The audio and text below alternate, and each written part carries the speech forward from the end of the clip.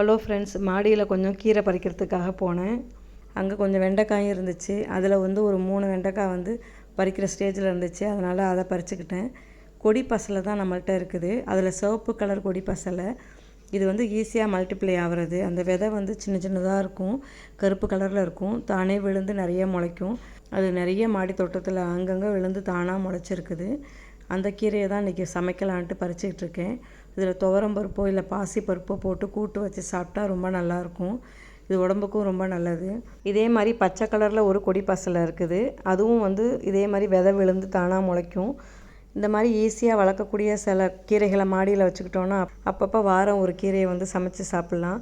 அப்படி தான் வந்து இந்த வாரம் வந்து பசலைக்கீரை எடுத்திருக்கோம். இதே மாதிரி குத்து பசலையும் இருக்குது. இதெல்லாம் வந்து ரொம்ப லோ மெயின்டெனன்ஸ் தான். இது இல்லாமல் தட்டைப்பயிறு கொஞ்சம் காய்ச்சிருந்துச்சு. அதையும் இன்றைக்கி ஹார்வெஸ்ட் பண்ணிட்டேன். இதுதான் இன்னைய ஹார்வெஸ்ட்டு.